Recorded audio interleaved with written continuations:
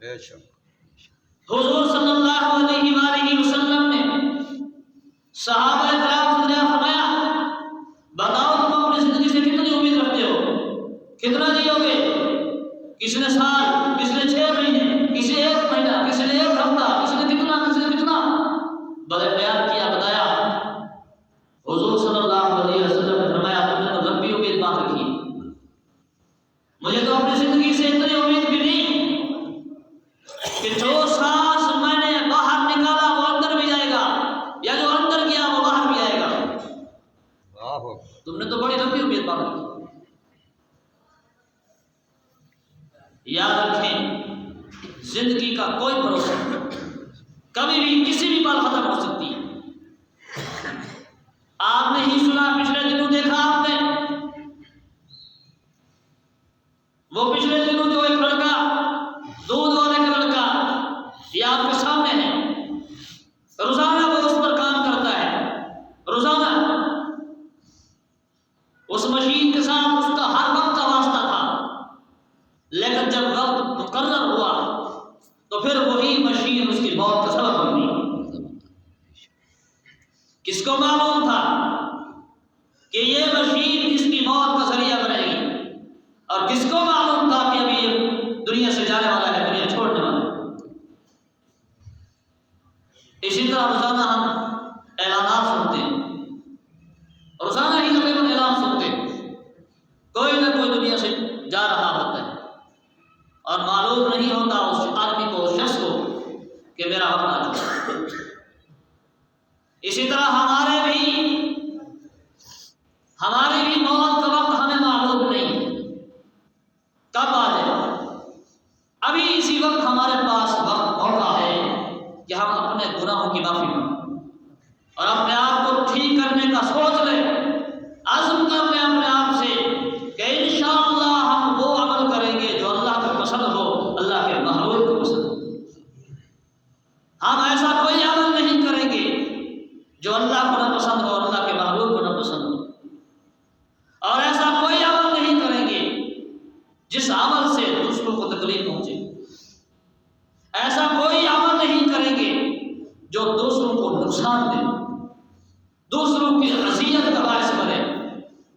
ہم کسی کی تکلیف کا کوئی عمل نہیں کریں گے اور کوشش کریں گے اپنا بھی بھلا کریں اور آنے والے ہر آدمی کا ہماری طرف سے بھلا ہو، کسی بھی انسان کو ہماری وجہ سے تکلیف نہ پہنچے، اور یہی ایک سچے مسلمان کی نشانی ہے۔ آپ صلی اللہ علیہ وسلم نے فرمایا المسلم من سلم المسلمون من لسانہ ویدہ، سچا مسلمان وہی ہے جس کی زبان سے اور اس کے ہاتھ سے دوسرے مسلمان محفوظ رہے۔ محدثین حضرات نے اس کی وضاحت کے اندر لکھا اللہ کے نبی نے زبان کی بات پہلے کی ہے، زبان کی تکلیف کا ذکر پہلے کیا ہے، اس لیے کہ حضرت علی رضی اللہ عنہ کا فرمان ہے، قول ہے کہ تلوار سے دیا ہوا زخم کبھی نہ کبھی بھر جاتا ہے، لیکن زبان کا زخم کبھی نہیں بھرتا، وہ ہمیشہ زندگی بھر یاد رہتا ہے، ہمیشہ تکلیف دیتا رہتا ہے۔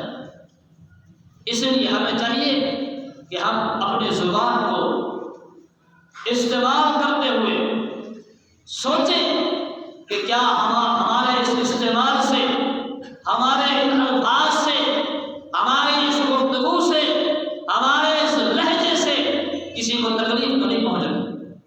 کیا اس انداز سے کسی کا نقصان تو نہیں ہوگا؟ اگر ہم نے یہ سوچنا شروع کر دیا تو اللہ کی مدد ہمارے ساتھ شامل حال ہوگی اور ہم برائیوں سے بچ جائیں۔ یاد رکھیں اللہ تعالیٰ اپنے مخلوق سے بہت پیار کرتا ہے، بہت محبت کرتا ہے۔ ایک روایت کے اندر ہے کہ اللہ تعالیٰ کا ارشاد ہے، حدیث قدسی ہے، میں ہر ایک چیز سے پاک ہوں، شکل و صورت سے پاک ہوں، اٹھنے بیٹھنے کھانے پینے سے پاک ہوں، لیکن اگر میری شکل و صورت ہوتی تو ایسی جیسے انسان کی۔ سبحان اللہ۔ اللہ پاک ہے شکلوں سے، لیکن ہوتی جس طرح کہ حضور صلی اللہ علیہ وسلم نے فرمایا انا خاتم النبیین لا نبی بعدی، میں آخری نبی ہوں، میرے بعد کوئی نبی نہیں، لو کان بعدی نبی لکان عمر، ہے نہیں، امکان بھی نہیں ہے، تصور بھی نہیں ہے، لیکن اگر میرے بعد نبی ہوتا تو عمر ہوتا۔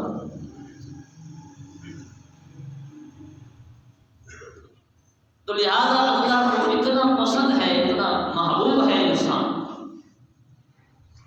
لیکن جب اسی انسان کو، اسی مخلوق کو تکلیف دی جاتی ہے تو اللہ کو بڑا غصہ، اللہ بڑا ناراض ہوتا ہے۔ اللہ کے نبی نے فرمایا جب کسی مظلوم پر ظلم ہوتا ہے اور وہ بد دعا کرتا ہے تو اس کی بد دعا میں اللہ کے پاس پہنچتے ہوئے کوئی بھی رکاوٹ نہیں، کوئی رکاوٹ نہیں، وہ مظلوم کی فریاد سنتا ہے اور فریاد فوراً پہنچتی ہے بغیر کسی رکاوٹ۔ قرآن پاک میں اللہ نے بارہا تنبیہ کی ہے، ہمیں سمجھایا ہے، ہمیں دنیا میں وقت گزارنے کا سلیقہ اور طریقہ سکھایا ہے۔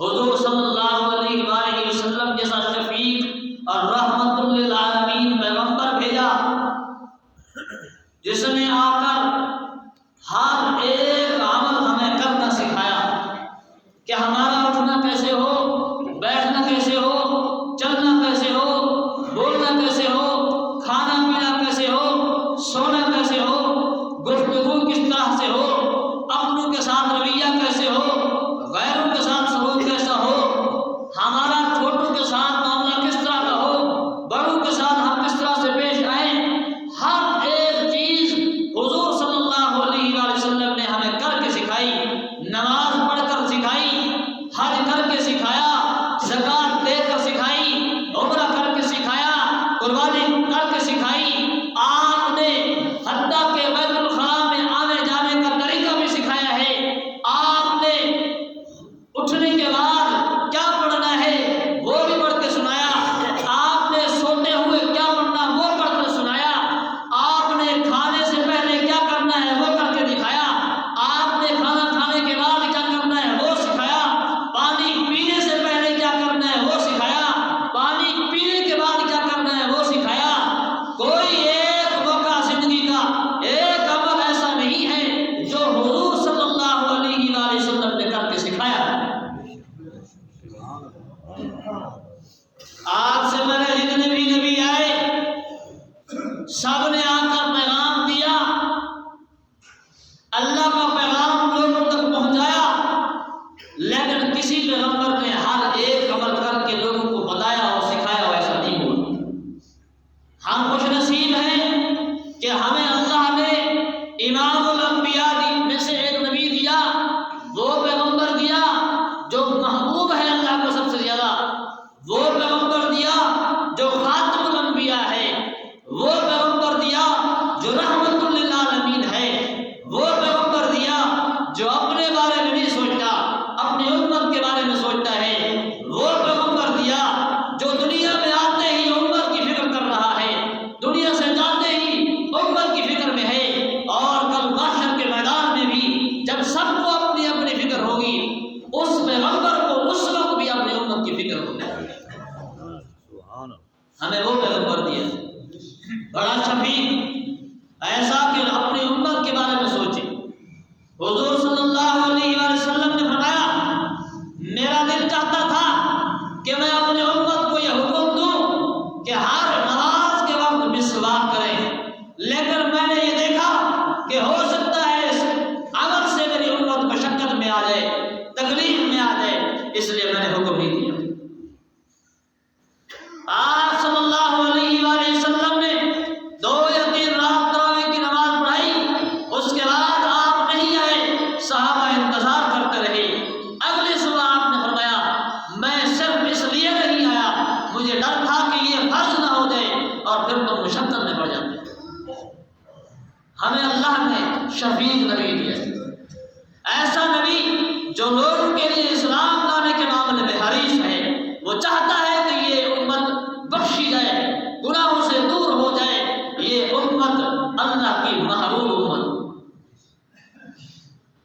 اور یہ وہ پیغمبر ہے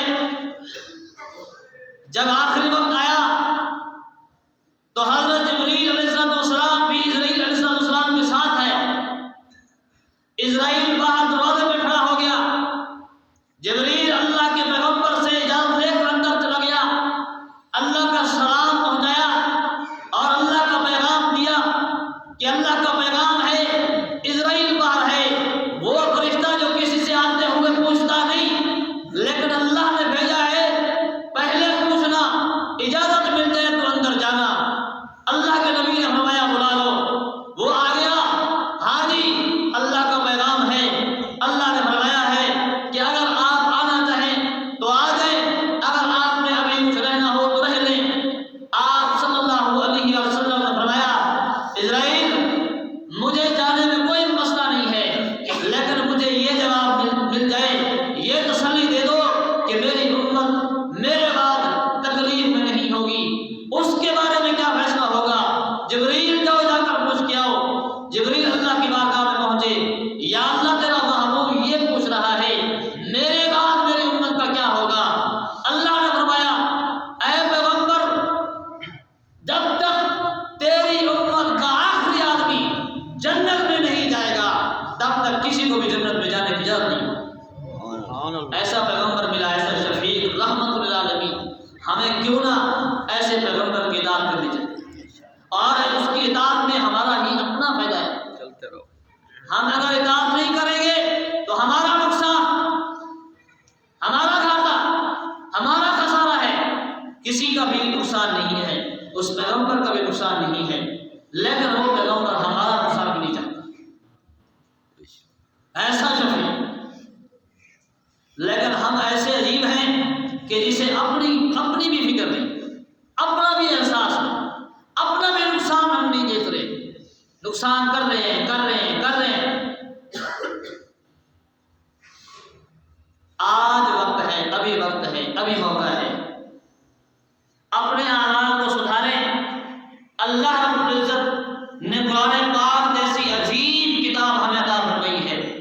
ہمیں اپنی زندگی کو سنوارنا ہے اس قرآن کے ذریعے. یہ ہدایت کا ذریعہ ہے، یہ رحمت ہے ہمارے لیے. ہدی للناس، یہ لوگوں کے لیے ہدایت کا ذریعہ ہے. اللہ نے فرمایا یا ایھا الذین آمنوا اجتنبوا کثیرا من الظن، اے ایمان والو بدگمانی سے بچو. لوگوں کے بارے میں بدگمانی نہ رکھو، لوگوں کے بارے میں اچھا خیال کرو. آپ صلی اللہ علیہ وسلم نے فرمایا ظن المؤمنین خیرا، مومن کے بارے میں اچھا خیال کرو. اور یاد رکھو آپ صلی اللہ علیہ وسلم نے فرمایا جس شخص کو تم مسجد میں آتا جاتا دیکھو اس کے ایمان کی گواہی دو. کہو کہ یہ مومن ہے، سمجھو کہ یہ مومن ہے، اور جو مومن ہو اس کے بارے میں کوئی برا خیال نہ ہو. یاد رکھو مسلمان کا بھائی ہے، اور کبھی بھی کوئی بھائی اپنے بھائی کو تکلیف نہیں دیتا. اس کی ہمیشہ یہی کوشش ہوتی ہے کہ میرے بھائی کو مجھ سے فائدہ ہو، میرا بھائی مجھ سے راضی ہو، میرا بھائی مجھ سے خوش ہو. وہ ہمیشہ یہ سوچتا ہے اور چاہتا ہے کہ میرے بھائی کو ہمیشہ مجھ سے بھلا فائدہ ہو. وہ کبھی بھی اپنے بھائی کا نقصان نہیں چاہتا، کبھی بھی نہیں چاہتا کہ مجھ سے میرے بھائی کی تکلیف پہنچے. فرمایا اگر ایسا چاہتے ہو تو پھر ان کے بارے میں اچھا خیال. کیوں؟ اگر بدگمانی کرو گے، ان کے بارے میں خیالات آئیں گے تمہیں، تو اس کے بارے میں اگر غلط سوچو گے، ان بعض الظن اسم، ہو سکتا ہے تمہارا خیال غلط ہو، تمہارا گمان غلط ہو، تو گناہ ہوگا، وہ تمہارے کھاتے میں لکھا جائے گا. ولا تجسسوا، اور کسی کی ٹوہ میں نہ لگو، جاسوسی نہ کرو، دیکھو مت، پیچھے نہ لگو کہ یہ کہاں جاتا ہے، اس کی زندگی کیسے گزرتی ہے، کون سے اعمال میں مبتلا ہے، اس کی جاسوسی نہ کرو. ولا یغتب بعضکم بعضا، کوئی بھی ایک دوسرے کی غیبت نہ کرے. غیبت کیا ہے؟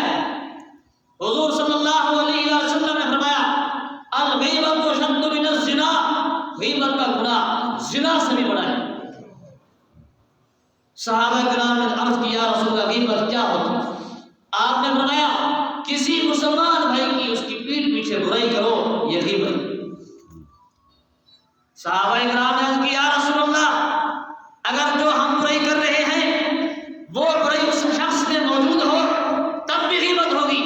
آپ صلی اللہ علیہ وسلم نے فرمایا اگر وہ برائی ہوگی تو غیبت ہوگی، اگر برائی نہیں تو اس سے بھی بڑا گناہ ہے جس کو بہتان کہتے ہیں۔ اللہ کے نبی نے فرمایا یہ غیبت بہت بڑا گناہ ہے، اور اللہ نے فرمایا کسی کی غیبت نہ کرو۔ غیبت کرنے کا مطلب کیا ہے؟ اللہ نے فرمایا یحب احدکم ان یأکل لحم اخیہ میتا، کیا تم میں سے کوئی ایک بھی ایسا ہے جو یہ چاہتا ہو کہ وہ اپنے مردہ بھائی کا گوشت کھا لے؟ فرمایا فکرہتموہ، تم اس کو ناپسند کرو گے، تم اس سے نفرت کرو گے۔ واتقوا اللہ، اگر تم نفرت کرو گے تو پھر ڈرو اللہ سے اور غیبت نہ کرو، اللہ سے ڈرو، اپنے گناہوں کی معافی مانگو۔ ان اللہ تواب الرحیم، وہ اللہ تو ایسی ذات ہے جو ہر وقت توبہ قبول کرنے کے لیے تیار ہے، وہ بڑا مہربان ہے، توبہ کرنے کی دیر ہے، معافی کی دیر نہیں ہے، گناہوں کے مٹنے کی دیر نہیں ہے۔ زمین سے لے کر آسمان تک خراب ہو کر دو گناہوں سے، ایک بار سچے دل سے کہہ دو یا اللہ مجھے معاف کر دے، اللہ سب معاف کر دیتا ہے، اور اللہ نے فرمایا ہے حدیث قدسی ہے میں سب مٹا دیتا ہوں، مجھے پرواہ بھی نہیں ہوتی۔ اس لیے آج موقع ہے، آج وقت ہے، ہم اپنے گناہوں کی معافی مانگ لیں اور دل میں عہد کر لیں کہ انشاءاللہ آج سے ہمارے کسی عمل سے، ہمارے کسی بات سے دوسروں کو تکلیف نہیں پہنچے گی، ہم تکلیف نہیں دیں گے۔ اللہ تعالیٰ سے دعا ہے اللہ تعالیٰ جو کچھ کہا ہے اس پر عمل کرنے کی توفیق عطا فرمائے، اور